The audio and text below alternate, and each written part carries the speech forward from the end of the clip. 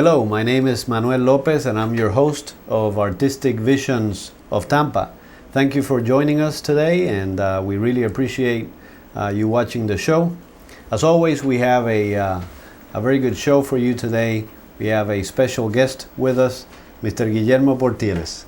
Guillermo, how are you? I'm doing good, thank you. Excellent, excellent. Welcome to the show. It's our pleasure to have you here, and we have some of your work behind us.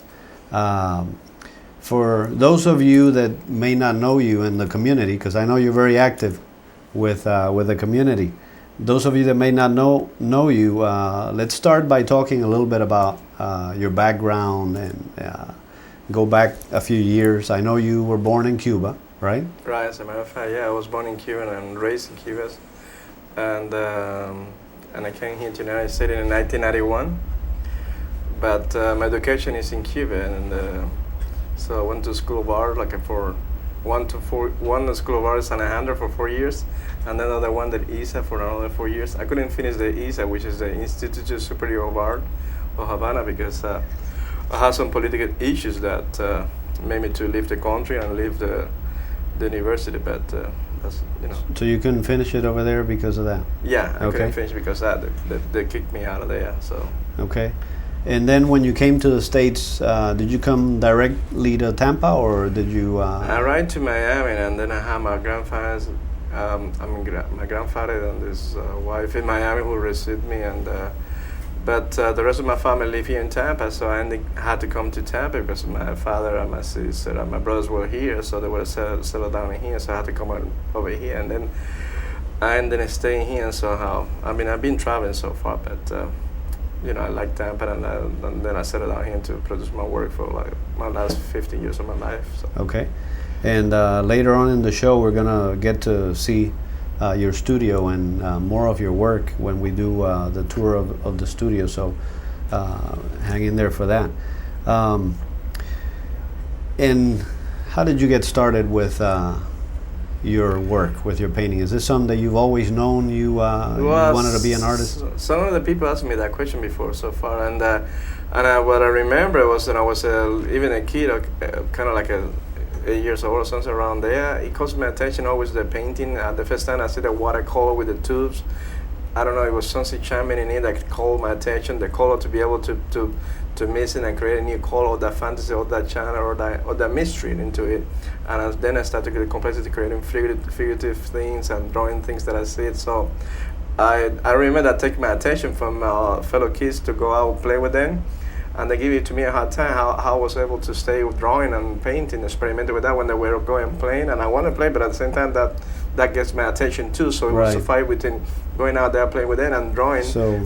I was good, I worked it out the way that.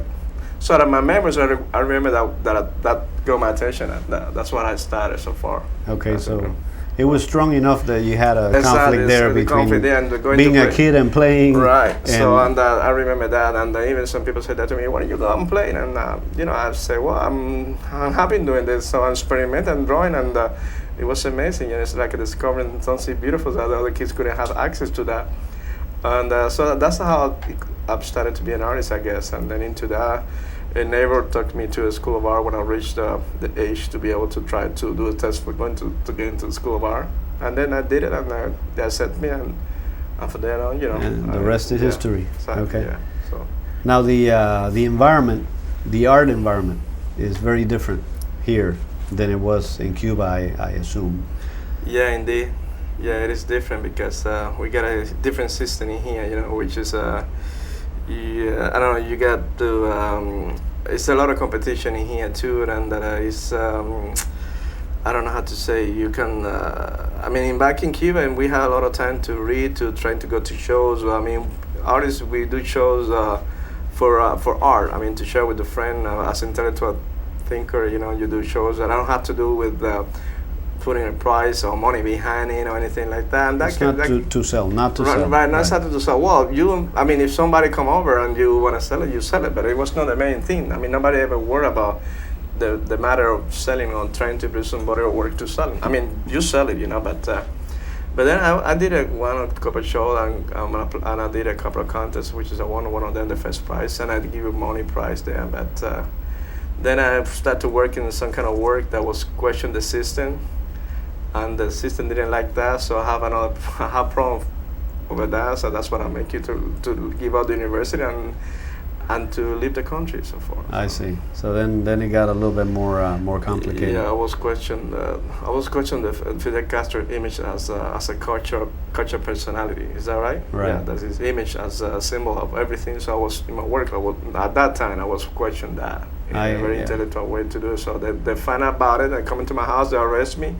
And then from there on, I had to leave the country. So and then so I can see how that could be problematic over on the island. In a dictatorship like that, then you have no freedom of speech completely. So you got to be careful with what you say or how you say it.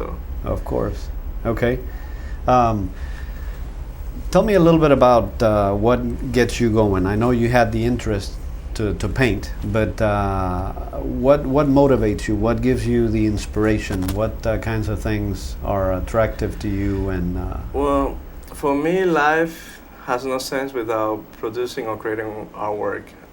Maybe that's what makes me to be an artist, but life for me is that. Otherwise, I look at people and I say myself, I have to be careful that God gives to me this gift that I can lock up in my studio and produce my work and my memory, about my memories, my ideas, and I think it's just a joy that I can know, and so that's the best way I can describe that. That's what motivates me.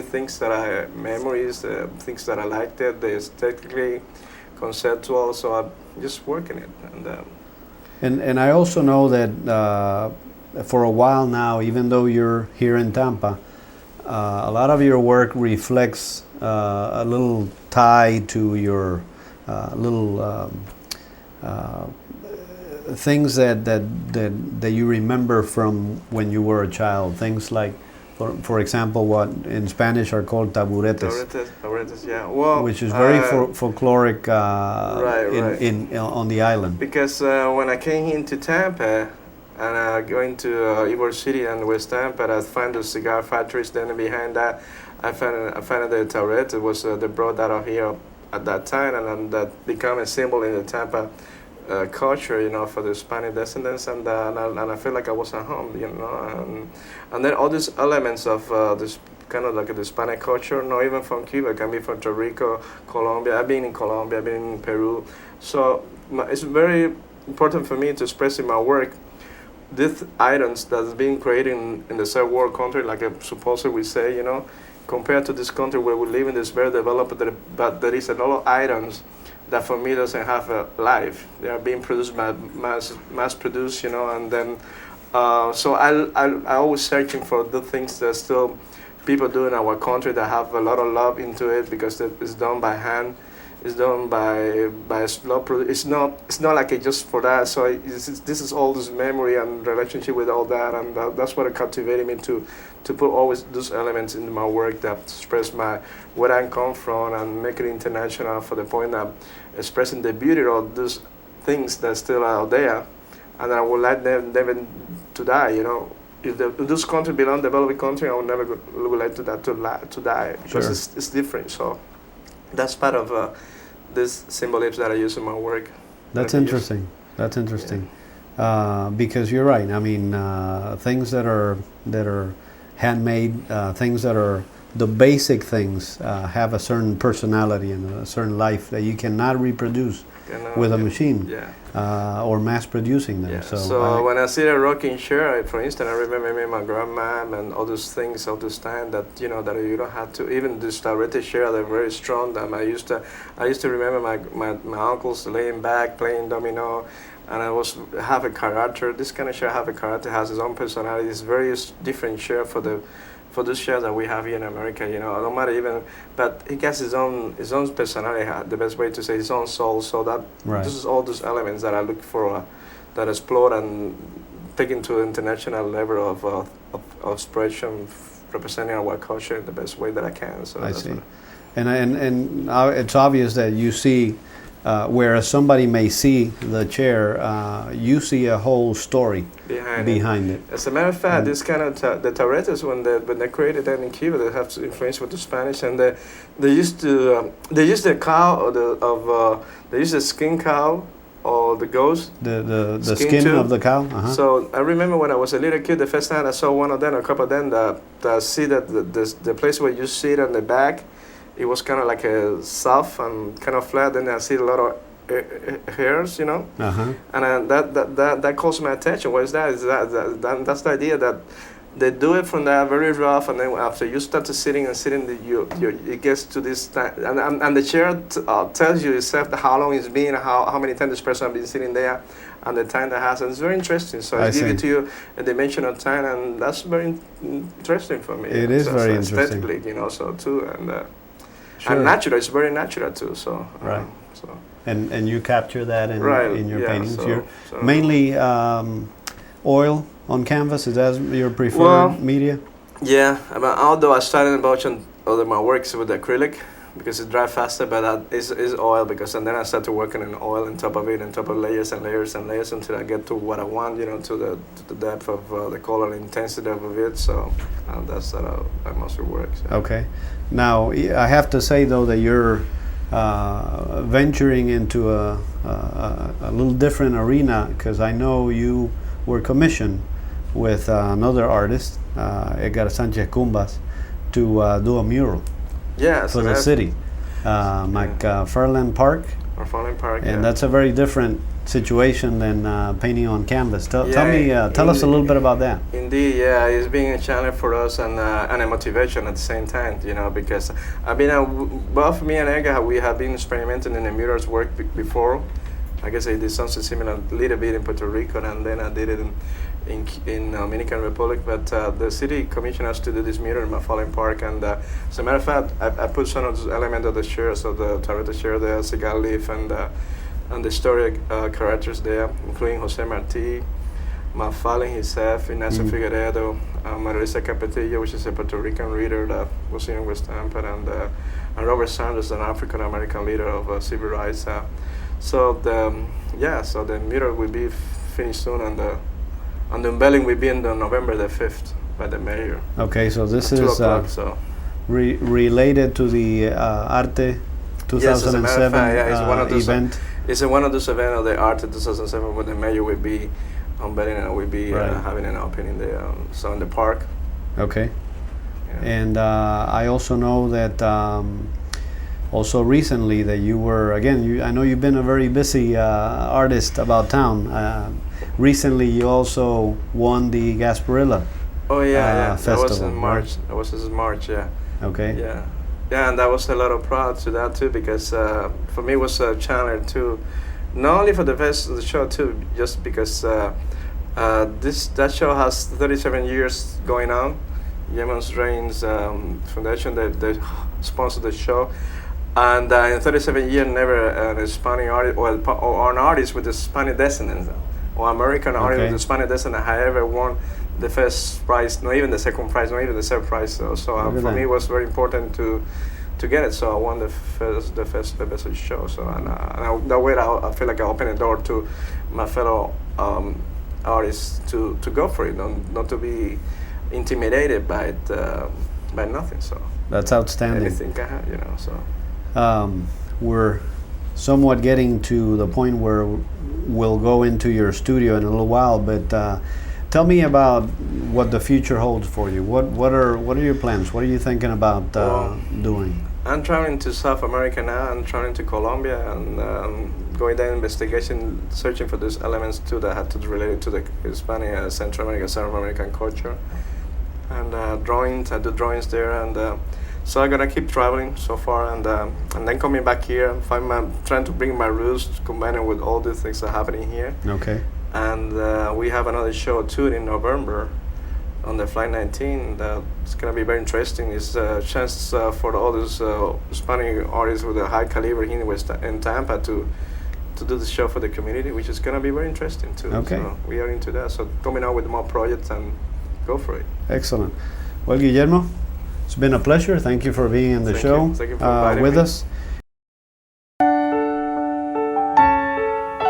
I think that my attribute, the biggest attribute that I have is the opportunity of living this life and the opportunity of expressing myself the best that I can, and as simple as I can, and as strong as I can.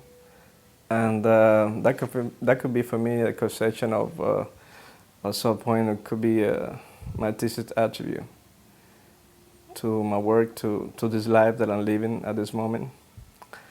And expressing myself as a human being and as an artist the best way that I can, like I say. That would consider myself my artistic attribute. I'm not demanding of trying to look for a specific attribute or anything like that, or anyhow out of other than just expressing myself.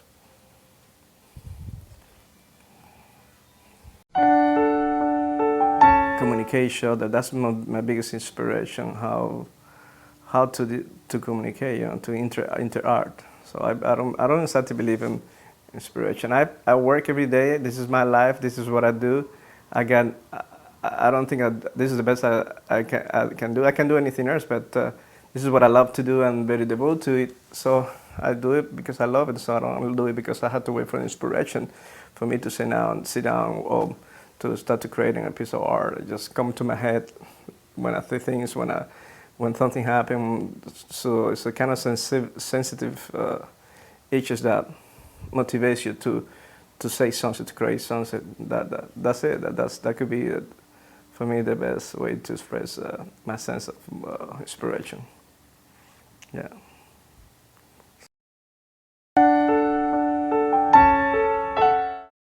I would say for the other thing I enjoy, like be like a hobby, or I really enjoy is collecting art of my fellow artists, or pieces of the art that I like that I can approach it or afford it or barter with another friend of mine. I would call that another hobby. But I don't think I have another big hobby like other people do. I just work. I just create my work, and I give thanks to God for giving me that hobby, which is the bigger hobby for me and the deepest one. It's just great. I just focus on my work and never get boring about it. I'm just, when I'm not drawing, I'm painting. When I'm not sketching, when I'm not creating installation, and then I'm reading and I'm meditating and thinking. That's a very important issue about it. And so that we consider my other hobby. Maybe allow myself to think enough with a lot of space to use it for my creation. That could be my major hobby. I would say that because no, many people now they have that much time to think and to meditate and to go over things and issues, that make you a little different, and try to get that as a symbol for expressing, for doing art any way that you can. So that could be for me my hobby, just to find my space, my time, my whole environment around it to create. That's my hobby. I don't have another hobby. That's it.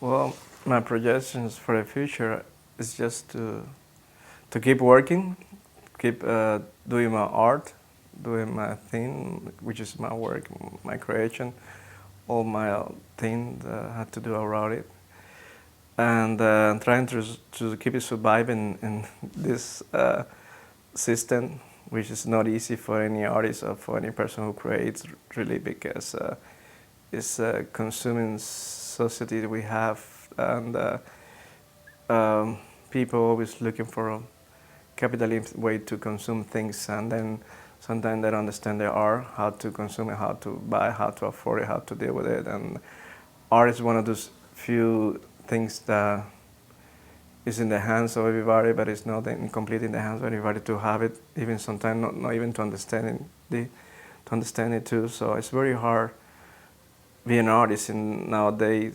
Has been hard that before too, but it looks like as a human being we don't learn about how to respect the artist, how to deal with artists, and people who create, and respect the value of their work and the time that they put into it, And I see that as a pity sometimes in the system, which is people spend sometimes a lot of money in different things, and they think they're gonna make it happy, and they don't think that they don't realize that art is one of the things that make them people happy. When you own a piece of artwork done by somebody else who's really devoted to the art and really have some meaning. And sometimes people spend money too buying commercial art or image just to decorate the house. It looks beautiful, but it doesn't say nothing. And then, for the other hand, you have the other artists that they're doing kind of very interesting work, and they don't get the chance to sell it. And see that in my fellow artists too, and it's a very struggling situation. But at the same time, you got to believe in yourself. You have to have endurance and get going, and that's my way to look at it. And that's the only way that I can show to people, is to have endurance and work and keep working and doing what you love. And now that your doors will be open sooner or later, but it's not easy in this system. In this system where people going constantly to shopping things, and they're sometimes afraid to art when there's to read or to have a message. And they get a barrier between that and trying to look at it as a piece of something that just come by as a commercial thing, and that's not the way it is. So art have its own life, its own spiritual thing, and that's the main thing about it. And that's what we, the artists, we like people to understand it and to understand us better. But that's up to the system to be able to create a bridge between the community and the artists. So that's the best way I can put it. That's one of my conceptions for the future, to keep working in the way that the other artists can have a better opportunity and not have to struggling like been happening to me before. To create a system where artists can prove themselves and work and give it the best thing that they can give it to the societies, their art, and people enjoying that now in a way of living. That could be one of my main demanding for my future, besides my own career. So I hope that answered that question. It's good. So thank you.